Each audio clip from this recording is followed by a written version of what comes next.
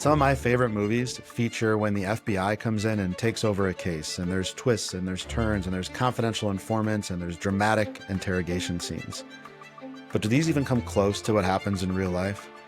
On this episode of the Truth Be Told podcast, we are joined by a guest who has served 26 years with the FBI and also has consulted with the media on their depiction of what really happened. She's also become a crime novelist and a media spokesperson and a podcast host.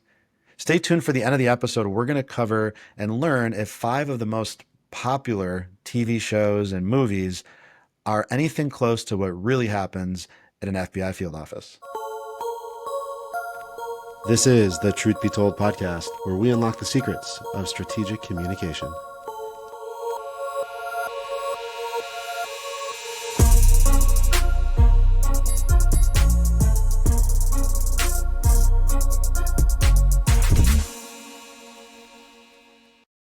This episode is supported by our friends at Axis Communications. In today's world, staying ahead means being smarter and safer. At Axis Communication, they provide the network technology that makes that happen through all zones of influence, from the parking lot to the point of impact. But they're more than just security.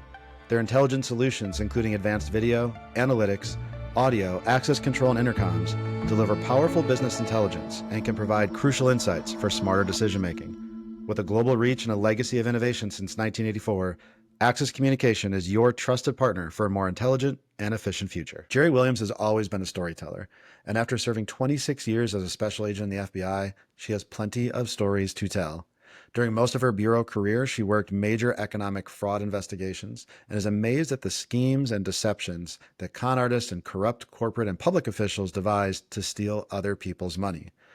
She notes that with a gun, they can steal hundreds, but with a lie, they can steal millions. Jerri has also served as a spokesperson for the Philadelphia division of the FBI and director of media relations for SEPTA, Philadelphia's public transportation provider. More recently, Jerri has published crime novels and a handbook debunking myths about the FBI. She's an accomplished podcast host of her show, FBI Retired Case File Review, and we are so lucky to have her as a guest today. Welcome to this episode of the Truth Be Told podcast. I'm Dave Thompson, your host, and I am honored to be here with Jerri Williams. And Jerri, I know the listeners just heard a little bit about your background, but when I say retired 26 years from the FBI, it doesn't seem like you ever actually retired. It seems like you're keeping yourself busy these days. Yeah, definitely so. Yeah, I'm excited to kind of dive into that because I know your career has really had this constant kind of foundational element of effective communication. So we're going to talk about not only your field work and some really neat casework that you were involved in, but also your experience in working with the media as a spokesperson, media relations. We'll talk about somehow you're writing crime fiction. I say somehow because it blows my mind that people can do that. You got a great podcast that I listened to about FBI kind of case file review. And one of the other common themes, I'm going to start off with actually the first page in your book, is your kind of mission on debunking myths and misconceptions about FBI agents and what the FBI is and what it does. And I thought this was just a great kickoff to your book from the one and only Sherlock Holmes. But you've got on the first page here, if the art of the detective began and ended in reasoning from an armchair, my brother would be the greatest criminal agent that ever lived. That's great. Why'd you start with that? What does that mean to you? Yeah, I found that quote because I think that so many people, because they read books and watch TV shows and movies, think they have an understanding what it's like to be in law enforcement and to investigate crime. And so when things go wrong or they see something that they don't like, they have the right to be critical, and to say what they feel about the event that happened. But the reality is that what you see on TV and movies is not always correct. And so what you think should happen is not necessarily the way things really work in law enforcement and investigation. So I love our armchair detectives and the true crime community, but sometimes they may want to step aside and let the professionals, take over. Yes, I think that's great. And that applies to so many different career paths. As I was reading that, I was thinking about, I'm a big sports fan. So I'm thinking about all these people. The NFL draft just happened. that everybody thinks they would have made a better decision than this full scouting team and general manager of a football team. But armchair anything are always the Yeah. experts. So I'm going to refer to this. We'll put it in the show notes. But you got this book. You got a few books we'll talk about. But FBI Myths and Misconceptions. If you're watching the video version, I'm holding it up now. But we'll put a link in the show notes because this is it's written in such a digestible way, but it's fun and it's kind of your experience on all these different misconceptions that we're going to go through, and we're going to end the episode today. I picked my top 5 kind of maybe movies takeaways from Oh, the good. book that I don't know may disappoint some people to some of their favorite FBI true crime movies, maybe excite some, but we'll get to that a little bit Okay. later. Okay. But before you got into 26 years of casework and field work with the FBI. What drove that career decision in the first place? Was that something you always wanted to do? No, not at all. I was a psychology major and really was wanted to go to medical school to be a psychiatrist. And I took all of the sciences, even though it's a psych major, I still took the biology and the chemistry, the organic chemistry. Uh, the only reason, not the only reason, but the main reason that I'm not a doctor today is because I couldn't get through the second semester of physics. The Uh, first semester was fine. The second semester I took in my senior year, I didn't need it to graduate. So I dropped the class because it was just too much. And I thought, I'll take it after I graduate. Well, that was even worse because now I'm at my first job and I'm taking physics, the second semester of physics in night school after working all day. That's And terrible. so that dream of taking physics and being qualified to take the MCATs to get into medical school just passed away, which I realized I don't think I would have enjoyed being a doctor just because of the work and the demands you hear about, the involvement of insurance companies. I don't think that that was my personality anyway. So it was one of those things that didn't happen. That was a good thing. But now what do I do? So I have a psychology degree. And I was lucky. I got a job as an aftercare counselor in Newport News, Virginia, where I basically used my psychology degree as a juvenile probation officer. My title was aftercare counselor because I got the kids that were adjudicated and had been sent off to reform school. So I had to travel all around the state of Virginia to meet with them. Sometimes I drove their families because their families couldn't afford to go out to these areas, to the reform schools, the group homes, the placement centers where they were. And so that was my first quasi law enforcement position. Basically, again, a advanced level juvenile probation officer. I can when you just bringing up physics, I can see the trauma in your face still. From I just reminded me of chemistry, and I not Or my organic chemistry, I got A's in yeah. both semesters. So I just, I was really caught on to that concept and I really did catch on to the concept of physics, but it was just the lack of motivation because I didn't need to do it. And Yeah. Well, what's kind of interesting is even that career pivot, which maybe wasn't a planned career pivot the way that happened, but so many people that listen to the podcast are in a variety of different career fields, and a lot of them have switched from public sector law enforcement over to private sector, or private sector is looking for the Mhm. opposite. How has that kind of transformed your career in the last few decades of uh, what was the foundational skill set, I guess, that you were able to leverage in each one of these different roles? Communication. Really, because as a juvenile probation officer, I'm talking to these kids, and these kids have been involved in very serious crimes, whether it's burglaries or assaults or prostitution, sex workers, as 14, 15-year-old girls. And so being able to sit down with them and communicate, trying to find out, what is in their head and trying to help them, direct it to something positive. So communication from my very first job, and even as a psychology major, that's what I knew I was good at. And I developed that skill because I was a Air Force brat. My father was in the Air Force. We traveled all over the world. We spent time in Morocco, France, Germany, England, and then even in the States, I was in Massachusetts, Maine, Washington State, and then, of course, we retired in Virginia. So I had to learn how to communicate because I was always moving somewhere every 3 years. I've never lived while I was growing up more than 3 years. So I had to communicate. I think that's such an undervalued experience. I wish, I don't know how it would ever be possible, but I wish when people are in high school, they were forced to live or work somewhere outside of their normal culture, travel a little bit, because Yeah.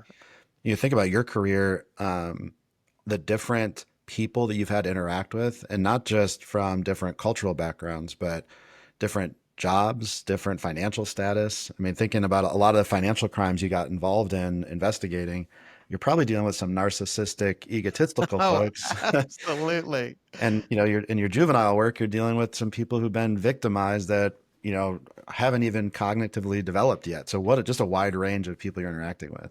Yeah, absolutely. And one of my favorite quotes is communication is not what you say, but what the other person hears. And I've used that, in all of my positions that I've had along the years. That's a great takeaway.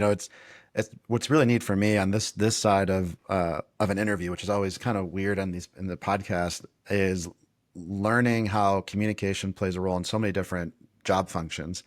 But that seems to be a very common denominator. Is good, effective communicators are more focused on listening, hearing, and adapting or kind of reflecting on what somebody said versus let me just walk in with a script and we're going to go with whatever I intend to happen anyway.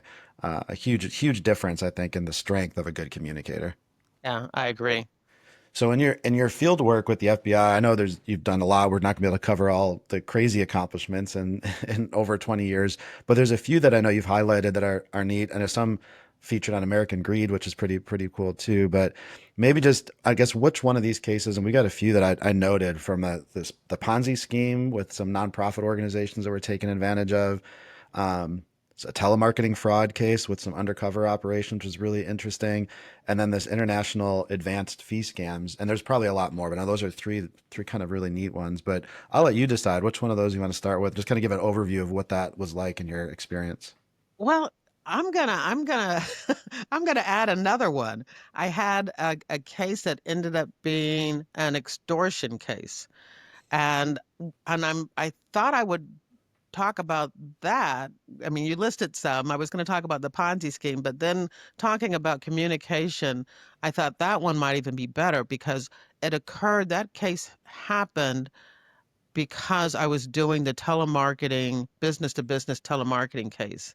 Okay. And one of the companies that I was investigating that was doing this telemarketing scam, when the two brothers came in who owned the company, they talked to me. They were doing what was called a proffer, basically confessing, because they knew that they were caught and they were guilty, and so they were going to go ahead and cooperate. But during their conversation, their attorney says, "Are you going to tell her about the gunshot?" And I'm like, "What?" And I find out that they're being extorted. They had borrowed money. Their company had gone through some hard times, and they had borrowed money from a check cashing firm, and they had gotten behind in the egregious payments that they were supposed to make. And the guys came into their office, threatened them, and actually took out a gun and shot at them. And and so now they were trying to pay them back, and then all of a sudden, we come in, the FBI comes in, and I'm shutting their business down. So now they don't even have any means of income, and so now they're really scared, more so from the guys that are threatening them than the fact that they're under an FBI investigation. And I think that communication, that interview played a part in me being able to get this new case because the way that I talked to them in their initial communication showed them that I could be trusted, showed them that I was not in a position where I was judging them or berating them, that I was open to helping them in this other case. And so I was always very proud. And even today, I still communicate. That case was over almost 20 years ago. I still communicate with the guys, and they actually came on the podcast and we talked about the case. So That's that's the fantastic. importance of doing an interview right. Yeah, well, and you wrote in the book, which is, I think this is great that you brought up that example. I forget how you worded it, but basically, the way you're talking to somebody today who's maybe a suspect, a person of interest, they may be your informant tomorrow. And so it's interesting in that case, somebody, it seems like in a proffer session, goes from being the suspect to almost a victim at the same time. So That's how correct. important is that foundation of, I guess, rapport and empathy? How do you do that to make sure you develop that relationship for after the interview takes place? Yes, it's very important because one of the responsibilities of an agent is to develop human intelligence sources. You know them as informants or cooperators. I'm giving you the technical FBI term, which is human intelligence. But that's your responsibility. You need to have sources. And most of the time, you're going to develop them because you're working in a particular violation. You're going to develop them from those people that you're either investigating or using as witnesses in a case. And so you have to be able to build that trust or that rapport or that ability for them to want to talk to you. I mean, on TV and in movies, they show it where it's an adversarial, where there is conflict and tension, and, the law enforcement officer is firing away questions, and then the subject or the bad guy is, fighting back with him. And I need to make sure people understand that that's so that the actors have the equal amount of lines to recite. It has nothing to do with the reality. The reality is, as a law enforcement officer, as an agent, you ask a question and then you shut your mouth and allow that person to talk. The more they're talking, the more intelligence that you're gathering. And so you want to do as little talking as possible. I use that concept in my podcast, and you want to allow them the space to tell you their story. That's great. And yes, you do. I listened to one of your episodes yesterday, their most recent episode, I believe. It was about a child abduction case at Ohio. And it's so much easier as a listener. And what's difficult as an interviewer, and we'll go back to the kind of what you just talked about, is you feel like you want to know something. You want to get to the next detail. You want to get somewhere. But it's amazing, and you did a great job on you do this on their podcast, of asking a question and letting the person that you brought on just elaborate to their response. And it allows the story to be so much easier told and heard. And it doesn't disrupt their memory as much either, right? When they're telling the story. And you do a great job of that. I think that is probably, I'm curious what you think, but one of the biggest weaknesses we see with the field, with interviewers and practitioners out there, is a lot of people are so focused on how do I get the next answer that they're not listening to the current one. Yes, absolutely. But I do think there are different types of podcast. One where it is a conversation and people are going back and forth, or one where the interviewer, wants to get information and they don't really care if they have an input. I will say one of my pet peeves in listening to other podcasts where it's an interview format is where in the middle of the guest telling their story, the podcaster will start talking about one of his stories or her stories. That irritates me. You know, do a whole show about your career and what you've done.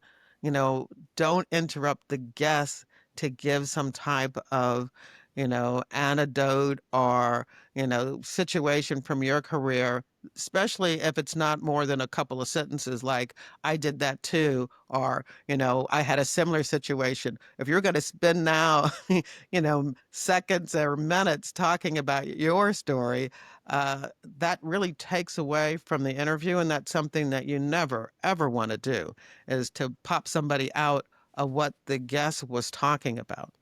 And that's a good point. We see the same thing with investigators in the field, right? If you got somebody providing a statement, or a suspect providing a confession, and it's crazy how many times an investigator interrupts because they want to maybe further empathize or tell a story, whatever, but now they're actually contaminating the person's statement in the first place. It's like, what's the Right. goal of the conversation? Who's supposed to talk?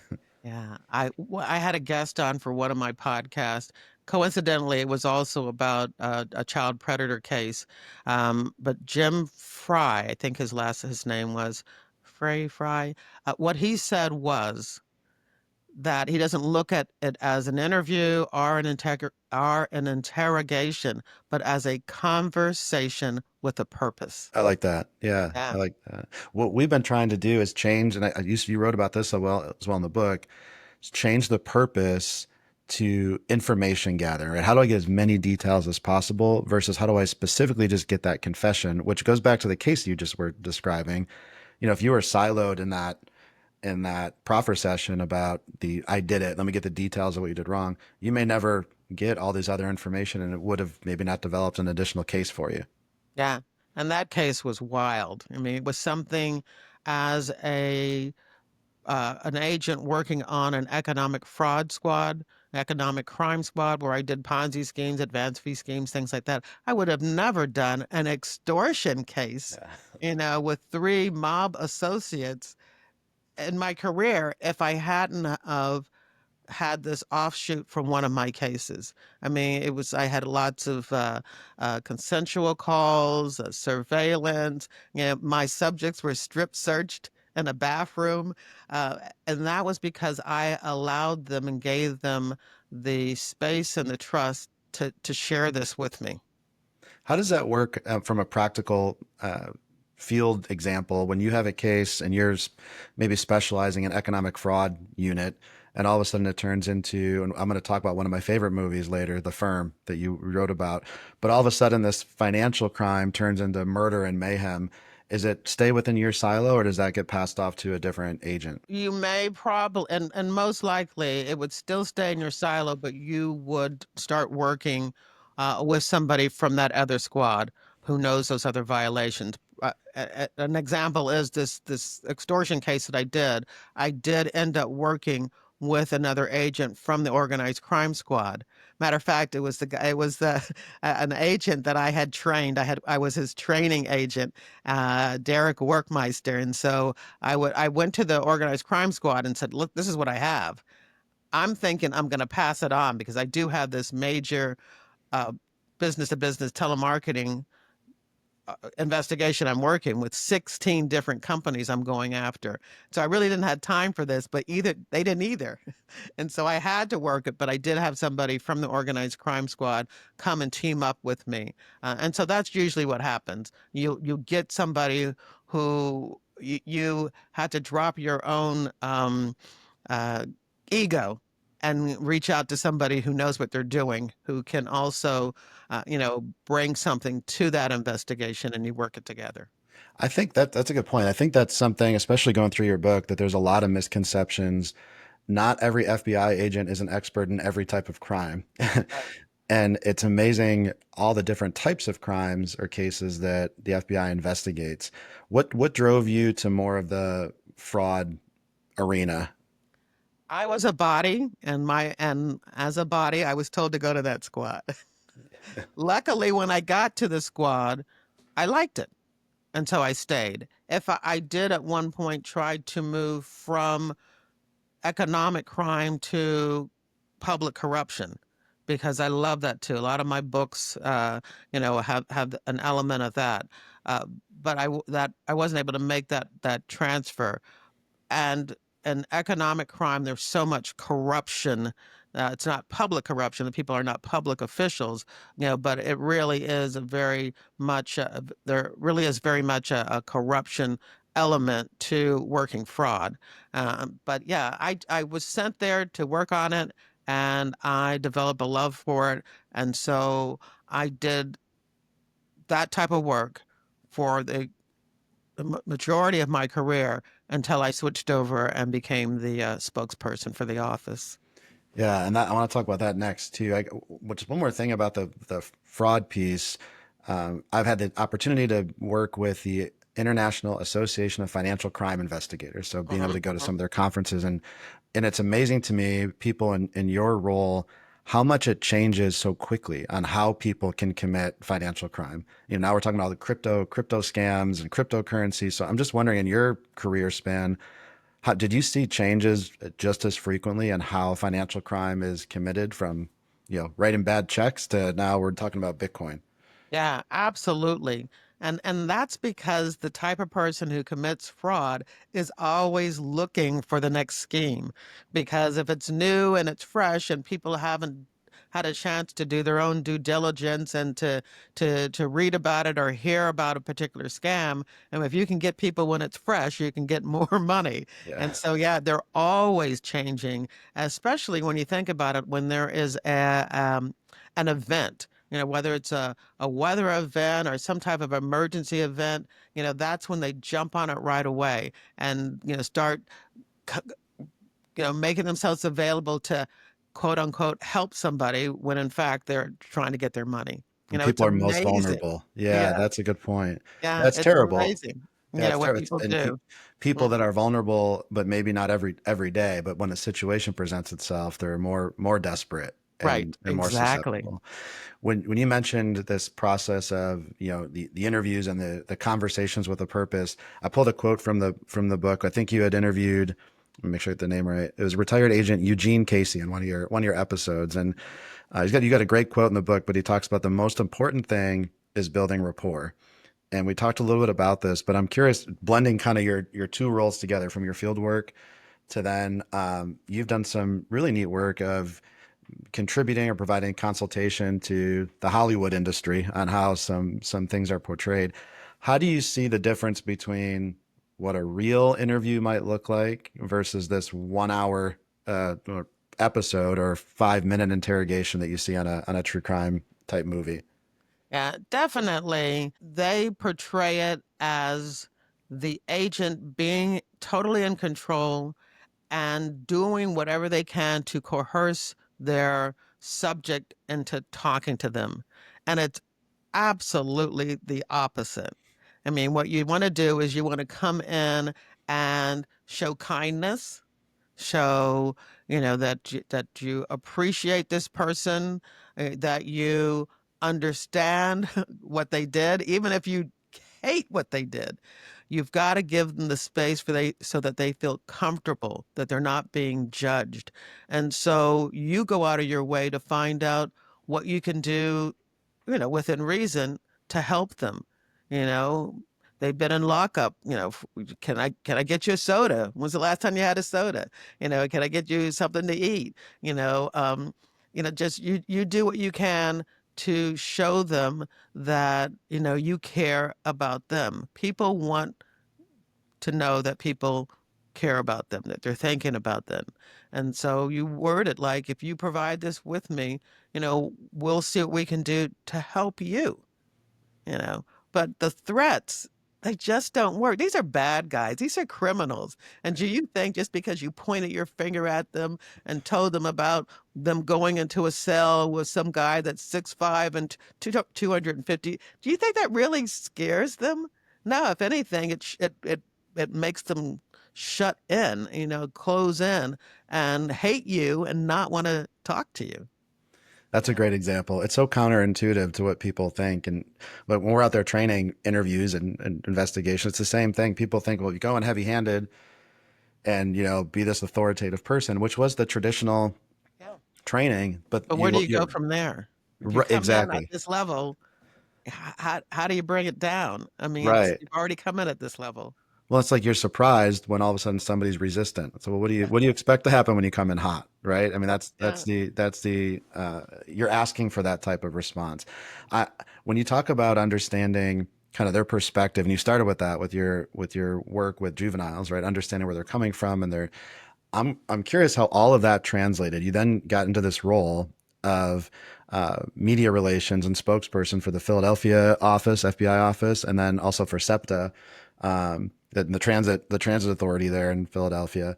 I lived outside Philadelphia for a little while, so I haven't seen SEPTA in a long time until I read it in your bio. But what a unique position that is too, right? And I've got a lot of questions about it, but I think in my mind, ignorant to this, so I would like you to expand on it. But there's got to be when there's a crisis, right? That's typically you're not doing a going on the news because you're just saying, hey, we're doing great things. Something happened, right? That Right. causes it. And to me, there's got to be a balance probably between, accuracy of information versus the urgency the public wants of information versus strategically what information you do or do not want to share. So I'm sure a lot of that's going on behind the scenes. Maybe you can expand on what that looks like.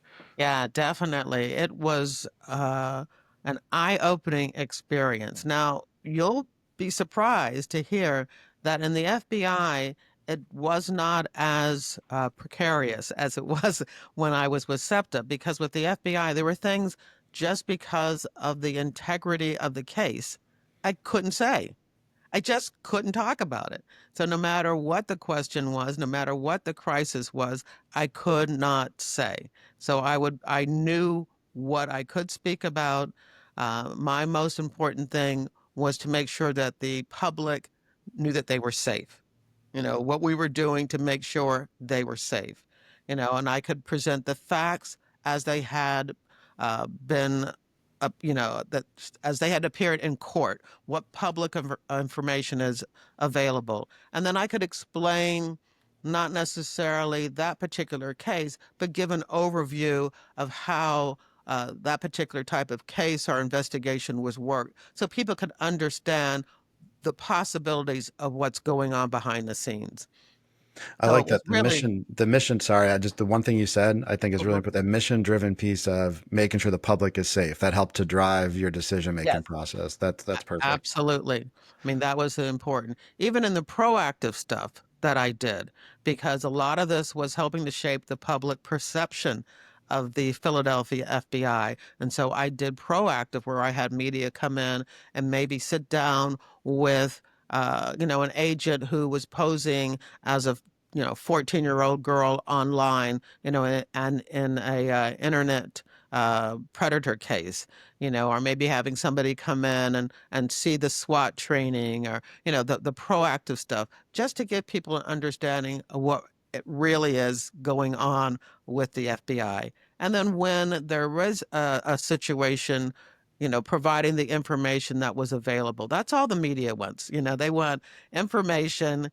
They want visuals and photos if possible. They just want something to be able to report to the public. And so that job, and I did that for almost 5 years. The last 5 years of my FBI career, I was no longer actively doing investigations. I was doing that, but involved in all of the investigations in the office. So it was so cool. I knew things that only my boss, who was the special agent in charge, I was his direct report, knew.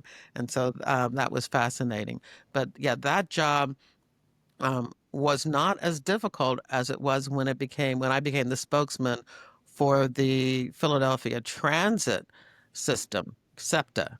That one was a little bit harder because, when there is an assault on the bus, somebody gets beat up, or there's a suicide by train where somebody throws themselves in front of one of the regional rail trains, or when one of our buses runs over and kills someone.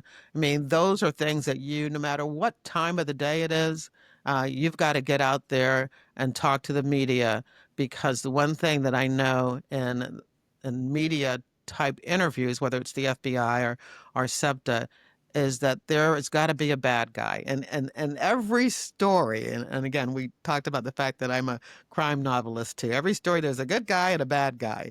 And my role as SEPTA's spokesperson was to make sure that SEPTA was not the bad guy. It could be the weather, it could be uh, the violence in the city. It could be everything, but my role was to look at the situation and make sure that SEPTA was not the bad guy. Yeah, that's interesting. I know we've had some guests on that work on crisis communications for companies, and it's very similar. Something bad happened in a store or a warehouse or whatever, and it's how do you tell obviously tell the truth and be transparent, but also control the way that narrative is interpreted by people. From a misconception standpoint, I'm curious what that looks like, when you watch a movie that has a press conference about it in a situation. There's like this war room, and you've got all these agents saying, well, say it this way and say it that way. And then you've got a call that comes in from chain of command that says, no, you better say it this way. What is the reality of what that strategy and planning looks like, maybe post crisis, before you step behind a podium? Oh, absolutely. You're going to, I am a spokesperson. So I am not speaking for Jerri Williams, when I'm behind that microphone. I'm speaking for the Philadelphia FBI. I'm speaking for the special agent in charge. So there is a discussion, based on my experience and my training. I provide advice to him or her about, how to word things. We also talk about what we don't want to talk about and how I'm going to respond to that. If I get that same question. And so I learn a lot about segueing and changing the topic, or moving to another issue. Like, that is an interesting thing that you brought up. And what I'd like to talk about that is, and then talk about something else, the way the politicians do. Exactly. I learned how to do that. But a spokesperson, whenever you see somebody speaking for, whether it's, politics, whether it's for a corporation, whether it's for a law enforcement agency, that person has already talked out what they want to say, how they want to say it, and uh, prepared for questions that they really don't want to answer, and how they're going to play that too. Yeah, that's really good background. And I know, back to your armchair quarterback concept from the beginning here, people that watch a press conference and you hear some type of communications person on behalf, spokesperson on behalf of an agency or whatever. So, well, we can't release that right now, or that's still under investigation. In these kind of qualifying terms that that they know something, but they don't want to share it. And you mentioned this a few minutes ago. Compromising the investigation is really an important thing to think about. When we talk about wrongful convictions and false confessions, one of the issues is when somebody knows all the details of the crime because they were in the media, they just can regurgitate them during an interview. And so maybe you can expand on how a poorly planned, maybe press release of some sort can actually contaminate the investigation.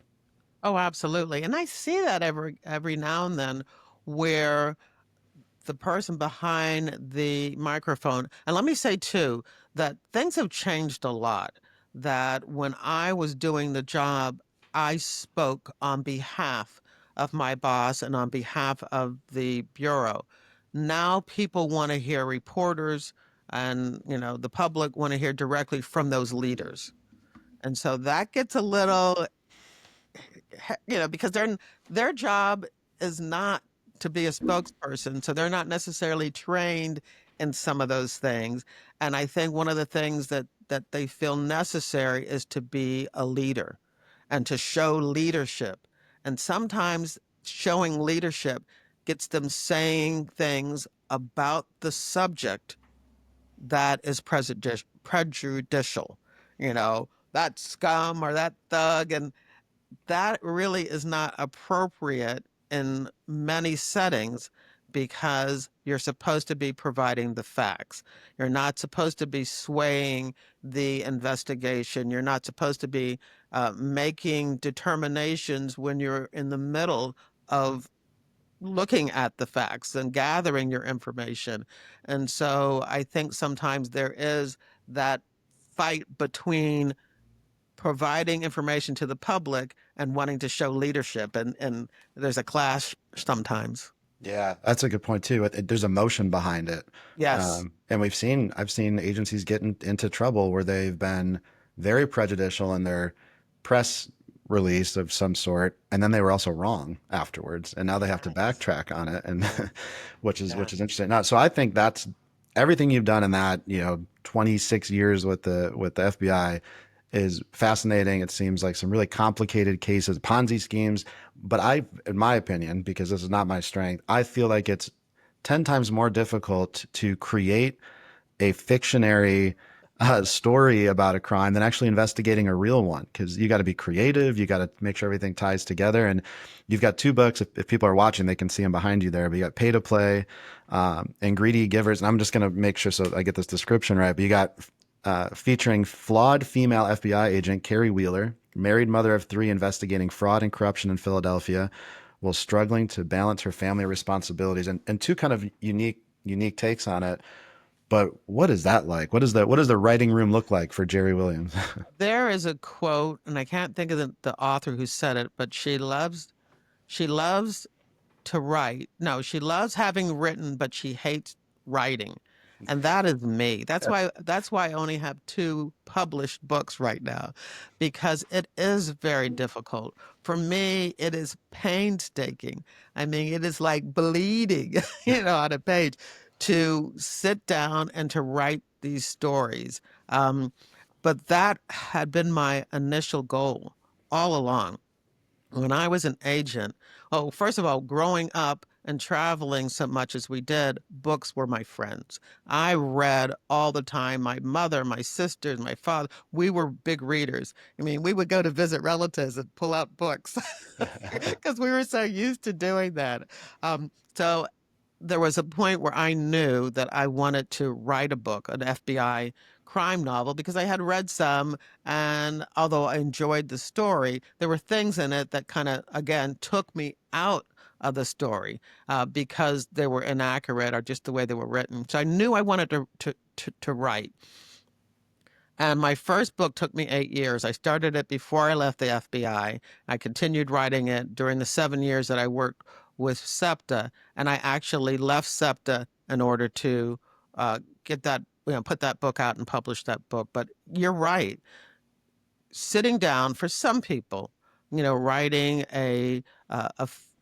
writing fiction, using your imagination, can be a difficult thing. And even if the writing part is not, it comes easy for you, then the publishing part, is it commercial enough? Is this something that other people want to read? Is this something that a publisher could sell? That's a whole different aspect of it.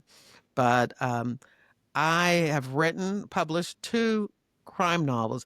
I actually am going to finish my third, fourth book. I say it that way because I wrote two books at the same time. I'm going to finish that probably this weekend. I have a new literary agent in New York, and she's waiting for it. And I'm going to send her, the books and have my fingers crossed that, it's a story that publishers, want to put out to readers.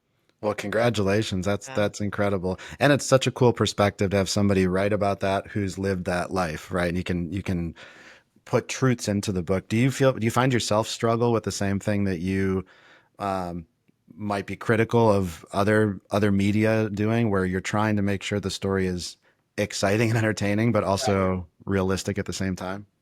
Yeah, because the truth is, you don't have a story if nothing goes wrong. Something has to go wrong. That's what makes it a story. Otherwise, you're just telling a tale. But to make it a story, there has to be highs and lows. There's got to be conflict. There's got to be crisis. There's got to be tension. And, sometimes there's a lazy way of doing that. Like when you create the tension in an FBI book because the FBI comes into a case and takes over and tells the local police what to do, and you create that tension, but it's not true. That's not how it works. And so you created tension by doing something that is inaccurate, that gives the public the wrong impression of how the FBI, works with law enforcement partners. And so those are the things I'm trying to correct. But yeah, it doesn't have to be perfect. I mean, I'm sure in, the book that I'm just finishing, there's probably two or three times when I kind of skipped a step or didn't mention a step or made it look, harder than it really is because I needed that conflict, that tension. So I'm not saying to people not to write what is going to help you with your story, but at least know when you are, going in a different direction. At least know how it really works first, before you make those decisions. Yeah. I'm when I was reading about your transition to writing fiction or your experience there, my very limited exposure to this is why I give you so much credit for it. Is at a conference we put together like a murder mystery investigation keynote thing. This was over like 3 days, very simple, not a lot of details. But even that in itself, trying to keep track of what's the twists and turns, how do we make sure everything is consistent? So how do you have somebody else that helps review that for you? How do you make sure that you're not missing some critical detail that maybe you changed a character's name or they're living in one area and you forgot to move them somewhere else? How do you keep that consistent? Yeah, so I have a friend, and I'll give her a shout out, Sue Olson, and my sister who read all of my books before I send them to my agent. And they're really good. I mean, usually I will tell you, do not have your relatives, be your critic because they'll be like, "Oh, this is great." Now, my sister and my friend Sue, who I met through writing groups, they will say, "This doesn't make any sense," or "Why would she do that? That doesn't sound like something that character would do. You lost me here." They're really good at that. And so I clean up those things before I send it to my agent. Yeah, I got to imagine that's a hard thing to keep tied together. Is all these storylines and make sure Yes. that there's and because I'm sure you've read plenty where you get to the end of. I like to read like Dave Baldacci or Oh, Grisham, and yeah. you get to the end and you're like, well, I need another chapter. That didn't really finish it the way I want it to be finished. So I'm sure as a writer, you're not going to please everybody, but you got to have that in your head too. Yeah, well, I definitely have them. And then I'm very lucky because my agent is the type that will give you that type of editorial feedback too. And let me just tell a real quick story. So I met my agent. I didn't have a book, but I go to this authors conference every year. I've been to like 12 times, and it's called Thriller Fest, and it's in New York. And I wrote two crime novels, but a lot of times, the last couple, and I wrote those early on. But I usually go because I like to provide, guidance to authors on how to get FBI stories right. That's why I wrote the book. But I met this agent. She was an agent of a a best-selling author, and she just said to me, "I'd love to represent you." And I told her I don't have a book, and she said, "That's okay. Write a book. I know you've written two. You know, the author that we knew in common has read both books and loved them. So I'm going to represent you. Now go write a book." And I wrote a book for her, and I gave it to her, and she came back and she said, "You know what? This is the second. I need you to write the first book. That this book, for us to really understand what your FBI character is feeling and the motivation, the story that you briefly talked about in the back as a backstory needs a book." And so, even though I had written a book, I went back and now I'm finishing the first book. So, we're doubling down with two books that she will be representing and trying to sell. So, it's really, really interesting the way that we're undergoing this. And so, um, uh, it, sh- it should be fun. Yeah, I'm sure you say that like you talked about your physics class, but yeah, Yeah. yeah. But that's interesting too, because yeah, a lot of these books, especially true crime, you've got this lead detective like you have or lead agent where there's for some reason they have this certain weakness or strength that's got to be built on something. So it's cool to me because everything you've done just comes down to storytelling, right? How do you craft it in the right way for, like you said earlier, not what you want to say, but how you want people to receive it, I think is Yes, really, really exactly, important. exactly. And I knew, again, I always knew that I wanted to write a book. And so when the opportunity to become the spokesperson came up, I jumped on it. I mean, I could have become the supervisor of the squad that I was on, and that was a next step because I had been on that squad, and then I transferred to a satellite office out of Philly in Cherry Hill, New Jersey, and there was an opening for a supervisor there. But then this opportunity came up, and I thought to myself, well, if I want to write books one day, and here's an opportunity for me to to associate with uh, other authors, because as a spokesperson, you're also talking to authors, producers, TV people, script writers, as well as reporters. And I thought, let me take this job. So it will help me with that transition when I actually finish writing my first novel and want to publish it. That's So it good was feedback. strategic. Yeah, that's good feedback. I think to anybody listening, regardless of the career, but having that little bit of visionary, how can I flex this strength or create myself in a position that's maybe uncomfortable to become comfortable and use that later on, which you've clearly done. And that transition, I want to make sure before I get to my top five, I want to talk about your podcast too, because Yes. it's fascinating. And I know we've got a lot of listeners that love true crime. I want to hear directly from the source, and you do an amazing job at that. You're well over 300 episodes now. I forget what their last Yeah, I number think was. I'm posting tonight 353. It's incredible. So congratulations. I don't think people realize how much effort goes into into that. And you do a really great job. And it's what's neat is you're bringing on FBI agents, retired, or other experts to talk about real cases, which is really neat. And so I just had a couple of questions about it, and it's called FBI Retired Case File Review. I listen on Spotify. I'm sure there's other places to get it. So I recommend people go check it out. But I'm curious for you, how have you felt like you've changed your interview or communication style from episode 1 to episode 350? I would say I developed my style very quickly. I think in the first episode, which I actually interviewed the agent, we were sitting in a car and I held up my cell phone. Yeah. Um, I think that was more of questions, and we kind of walked through his career, and then he talked about a case. But I knew the concept. I mean, I knew the concept from the beginning because that's why I named it FBI Retired Case File Review. I wanted to review a single case each time. To me, just talking to somebody about their career as an agent would get boring. It would get monotonous because we all went through the same thing as far as Quantico and, training and your first office. And I do that, but I put it at the very end for people who want to hear that. So I'm talking about my concept was always to talk about a case. So I didn't really have to change it a lot. Um, how long that agent and how much permission I gave that agent to take with the story is what changed. But I would say by my fifth or sixth episode, we were doing it where I said, "Where do you want to start?" And then I shut my mouth and just let them take over. I ask questions if I think something needs to be clarified. Maybe he used an FBI acronym that needs to be broken down, or it's just that he or she has said something that I think I have to respond to.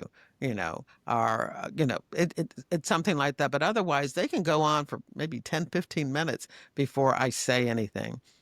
But I have to say something about this before we continue with this. That podcast I did to build a platform. My agent at the time said, you need to start a brand, need to build a platform. The book was coming out in September. This was in November, December, he said it. So I decided, well, I don't want to blog. People were blogging back then. I started this podcast in 2016, January 2016. And I thought, well, I don't want to write to tell people to read my writing. Let me do a podcast because I was used to, as the media person, speaking behind a microphone. So I started that podcast and it took off. And so I ended up writing two crime novels and then spending years doing the podcast. And so most people know me as a podcaster. Um, and that's what's been really funny. And this is like a second like a renaissance of my crime writing career that I'm now writing, crime fiction again. That's really cool. Well, congratulations, because I know the amount of downloads and listeners and even sustaining that for going on almost 10 years is not an easy feat. So, Yeah, it's a well, lot of and work. they're really informative. I mean, you're right. The last episode you started with, where would you like to start? And your guest, I think Kelly, I'm sorry, I've heard Kelly or yeah. Kelly So Liberty. Kelly did a great job of just narrating the story. And in a way, like you mentioned earlier, you don't have to interject, interrupt, and you're really reliving that as a listener of what was her experience like investigating that case. And I think it's just really neat because even the where would you like to start is very similar to a trauma informed interview. If you're asking somebody, hey, where would you like to, tell us about your experience and let the person guide the narrative a little bit. Mm-hmm, mm-hmm. Yeah.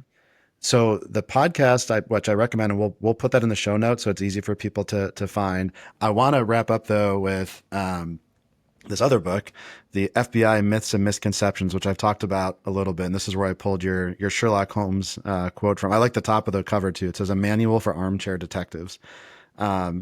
Really neat. Like I said, it's a kind of a fun read because you're pulling some quotes from the podcast from agents that you've interviewed. You're talking about, I know you had a chance to be on American Greed. I know you consulted on, is it America's Most Wanted? I think I saw. I've done a number of things, but America's Most Wanted, probably not. But what was it? I can't even think They of all it. blend together. Yeah, they all run together. Yeah, but I've done a number of different news programs also. Yeah, I mean, it's just really neat to see that, again, integration of reality, what's happening in the practical world and how media portrays it. And so I went through the other cool part here, I think, is you've created this metric system in the beginning of your book of when you're watching some kind of fiction show movie about that represents the FBI, if you want to take your shoes off and throw them at the screen or not. And I Correct. think anybody in any field can, the medical field can probably relate watching Grey's Anatomy or whatever, same concept. But I picked, for me, just because these are 5 different films or shows that I've seen or watched many times, so it kind of struck home with me. So I'm going to end with these top 5 and ask you a quick question about each one. Um, the first one, The Wolf of Wall Street. So Okay. if you haven't seen this movie, I don't know where you've been the last several years, but featuring the real case of Jordan Belfort and this investigation with the FBI and the SEC. And you actually had, I want to get his name right, FBI agent Greg Coleman, who was one of the agents on that case on your podcast, which is Right. really neat. I And want to listen. portrayed in the book, not by name, but he was the portrayed in the movie. I mean, Yeah, right, which was really cool. So then you're getting this real perspective, and I think you got to ask him the same thing. What was kind of misinterpreted or miscategorized, and some of it was, Belfort's cooperation or lack thereof, as depicted in the movie. But I wanted to ask you specifically from a misconception standpoint in that movie. And by the way, your unit of measurement here, you said, "quote, I kept my shoes on my foot, but loosened my laces a little bit." So not too bad. But I think there was this maybe misconception about how the SEC and the FBI worked together? Are there different investigations? So maybe just kind of a quick review. What does that look like when you have to partner with other associations or other agencies? yeah, and sometimes your end result is different. The SEC is not a law enforcement agency. They're regulatory, and so they're going to give fines. The FBI, of course, is law enforcement. If somebody is convicted of a crime, they're going to go to prison, and so that is helpful and takes away sometimes because we have certain rules that we have to follow for an investigation that the SEC doesn't have to worry about. But there's not really a competition because the end results are different. And so it can be very helpful. Even on the Ponzi scheme case that we worked with the SEC. And what was great about it is that they closed the business down and they took it over. And so when it came to search warrants, uh, all we had to do is get the search warrant and then go into the business. The business was closed, but all the files and stuff were there. So working together with different federal government and law enforcement agencies is definitely a win-win in most situations. Yeah, that's a good takeaway. And I think it's a blend here from what you wrote in the book. It's not as magic as having one central database that every agency just works together, super friendly, but there is a lot more collaboration than people might think as well. Absolutely. It's good. When it's possible. The second one, this one, I've just your takeaway was, has anyone seen my shoe? Which means you've been throwing them rapidly at the television screen. And I think you're referring to here CSI and all the versions of the CSI, and we could Yes. probably categorize other TV shows in there, but specifically to that, the CSI effect is, I know we talk about all the time. What is the biggest misconception here between maybe the availability of forensic evidence or the reality of getting that as you see on a show versus in real life? Yeah, and that's what the whole CSI effect is that when a case gets to trial, jurors have been watching these TV shows and movies, and their expectation for the availability of forensic data and evidence is way above the reality. I mean, there are many situations where you go in and there's no DNA. There's nothing. There's no evidence. There's no fingerprints. And so when you have a trial and somebody's testifying and well, where is this? Okay, you said the guy did it, but you're giving us circumstantial evidence. Where's the forensics? And the reality is that in most cases, there isn't any. Hmm. But because they have the expectations from TV, they're looking for that. And if you don't have it, they think that there's something wrong with the investigation, with the case, and with the prosecution, what the prosecution's putting forth. And that can be very harmful. What about the expediency of results when there is forensic? I mean, you watch CSI and when a 30-minute episode, they've made matches on fingerprints, ballistics, everything within 30 minutes. What's that reality And look it like? doesn't work that way at all. In some situations, it can take weeks or months. You hear about the backlog of, say, rape kits, that have been sitting, on a shelf for years and years and years. No, it does not work that way. It is not that fast. It is not, you have to wait your turn to get that type of data back unless there is some circumstances. Accident circumstances that makes it an emergency that you can get it faster. But even that is not going to be within hours. Right. Right. It doesn't work that way. It doesn't work that way at all. Well, on the theme of comedy, I guess, as we're laughing, miscongeniality, I had to throw in there because obviously it's a movie it's a comedy, so you're going in informed that's just probably not fully accurate. So, and you gave it that flexibility in your review. But what I thought was interesting, the takeaway, because you write about this and you've talked a little bit about this, the misconception of female agents, like the stereotypical female FBI agent is not the way the media might portray it. So I'll let you expand on that. A lot of times when you watch a TV show or movie, the female agent character is single, young, hangs out with one of the boys, she's really portrayed like a miscongeniality, not a very feminine female. Um, and the reality is the women who join the FBI are just like the women that become doctors or attorneys or business people. There is really no difference. And especially when it comes to being single, um, most of the women that I knew in the FBI were married, or at least at one time were, Right. whether they were married or divorced, but they had kids, that they had to take care of.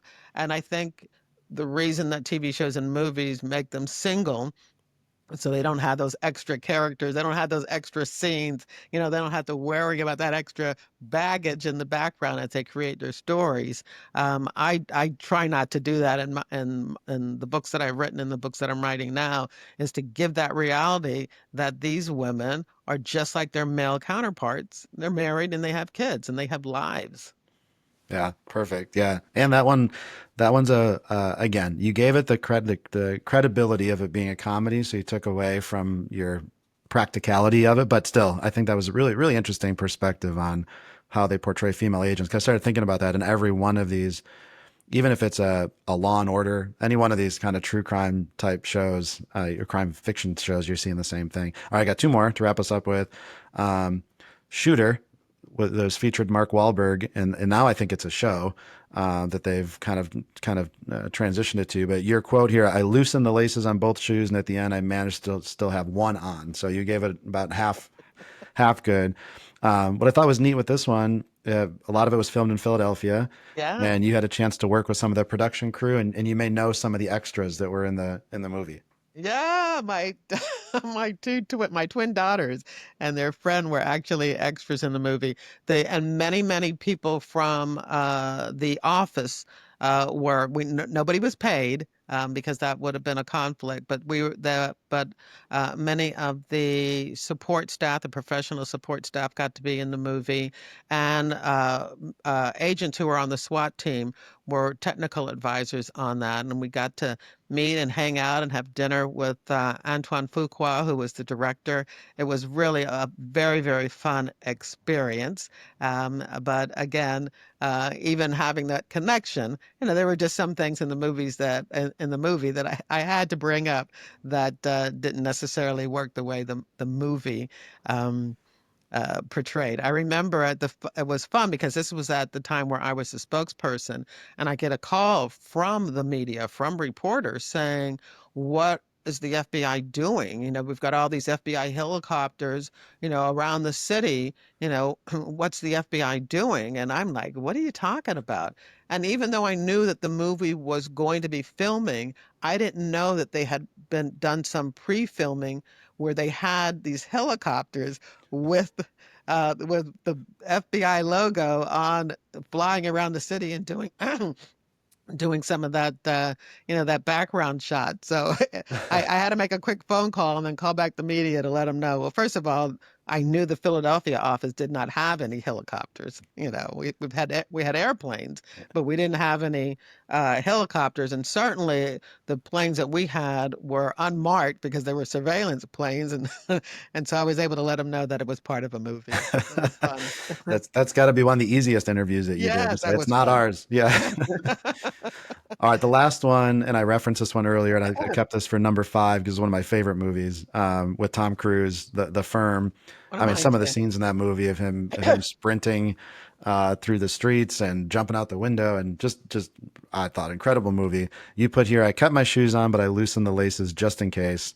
But what I thought was neat, and you brought this up in the book for the same reason, is this kind of financial crime, this fraud case that starts to intertwine with a little bit of mafia type work, and then murder and all this kind Mhm. of craziness. But one of the parts in there that I wanted to kind of end with and ask your opinion. Part of that scene is you've got the FBI agent is trying to get Mitch, I believe is Tom Cruise's Right? character, Mhm. trying to flip him as an informant. And there's all these meetings at a park and all these kind of things. So I guess how routine is that the FBI is trying to develop informants, and is that in any reality the way it was depicted in the movie? Oh, absolutely. I mean, and that was definitely something uh, that was accurate because, again, I told you about the responsibility of agents. Every agent during their file review, during their evaluations, is evaluated on how many human intelligence sources you have. And so some of them come from the cases that you're working on, but some of them come from cases where you are looking at how can I find an end to get into this. And maybe you're trying to develop somebody that will introduce your undercover agent into the case. And so you do actively go and look for the person, because the only person that can really tell you about what is going on in a crime is somebody who's involved in that crime. And so you develop who those people could be, and then you approach them. And you do approach them in quiet, secretive settings because you don't want anybody else to know that you're approaching them. And so all of that was really very accurate. And I love that part. It's one of my favorite movies too. All And right, any good. John Super. Grisham movie, Oh yeah. our book, movie based on his books. He's one of my favorite authors. I like to think that my books are in the same tone or flavor of his. Yeah, that's a good one to idolize. So I'm allowed to keep that in my top 5, is what you're saying? Yes, you can Yeah. keep that in your Okay. top five. I'm not even But going to ask you I about. have a new one though. I don't know if you were going to ask me about this, but I know we're getting ready to end, so I want to make sure I talk about the TV show that I am a consulting producer on. Okay, yeah, share with us. All right. So, how cool would it be if you opened your inbox one day and the subject line says, request interview Ray, J.J. Abram, Latoya Morgan TV show? That sounds like an exciting. I would Yeah. think it's spam, probably. I'd be nervous to open Yeah, the I think I attachment. probably did too, Yeah. but it really was. And I have been working as an FBI consulting producer on this new show that premieres on May 15th Oh, on Max. that's It's awesome. called Duster, and the main character it takes place in the early 1970s, and the main character portrays the first Black female agent. And they reached out to me, and next thing I know, I'm on Zoom calls with J.J. Abram and the other executive producer and showrunner, Latoya Morgan, as they are beginning to write. They haven't even written it yet, as they begin to write the scripts for the TV show. So I was there consulting with the costume designer, the set designer, all the script writers, with J.J. Abram, with Latoya Morgan, as they created uh, this TV show. I've read all the scripts. I have not seen it yet. Unfortunately, I didn't I didn't get a copy. I didn't get a screener copy of the show, so I'll be watching it with everyone else. But the great thing about it is, and having those conversations, I've learned so much more about the craft of writing, of conflict and tension. And I'm just so excited about this show. And because of the contract that I have, I get paid for every single episode. So we want this to work. I've already got my payment for this first season, but we want to have another season and another season. I So love I that. need as many people to watch this as I can get. Listeners, watch it. That's great. We'll put it. We'll put that in the notes too. That's congratulations. Thank I you. bet you never thought sitting in that physics class a few years ago that you'd be doing what you're doing now. Isn't that amazing for everyone listening? You never know where your life is gonna take you. And I actually will have an episode out at the end of May where I interview Latoya Morgan, who is the other executive producer and the showrunner. And I also interview Rachel Hilson, the actress who was Little Beth on This Is Us. I tried to get J.J. Abrams on the show, and he wrote back. He's excellent. He emailed me right back and said that he is in the UK filming a movie and couldn't do it. So, That's all right. but Fine. yeah, yeah, I will have a little different podcast episode where I talk about Duster and talk about the FBI components and elements of the script and of the TV series. So That's so cool. Well, congratulations. I can see how excited you are about it, which is just I'm so awesome. So invested in this. I'm so invested. yeah. Well, and it's great to have reality represented and then for you to have the credibility to be that person. That's a really cool place to be. So congrats on that. I'm gonna let you wrap us up. If you've got maybe any one last takeaway or one last thought on just how people can leverage communication in their either personal or professional life. So what would be that kind of takeaway you've learned in your career? Yeah, I would repeat that again, what I said about the definition of communication. And this could be in your professional or your personal life. Communication is not what you say, but what the other person hears. And that has just been eye-opening for me in all of my, relationships, to be able to really learn how to listen, to really make sure that there is an understanding between what's being said and what's being heard. I think it's what makes me a good communicator and hopefully, as a podcaster, a good interviewer. Yeah, that's perfect. Thank you so much for your time today. We'll make sure we referenced a lot, so check out the show notes. We got both of your fiction books and a couple more coming soon, hopefully. FBI case file review, which is a fantastic listen.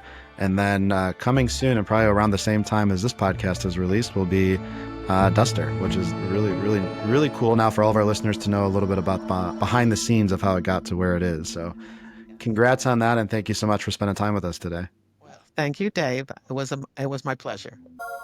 To help more listeners find our show, please provide us a rating, give us a follow, and share this episode with your colleagues. For the latest news and to engage with our guests, follow Truth Be Told on your favorite social media apps, and don't forget, we are available on all major platforms, including Apple, Spotify, and watch a video of this episode on YouTube. On behalf of our guests and valued sponsors, thanks again for listening to this episode of Truth Be Told.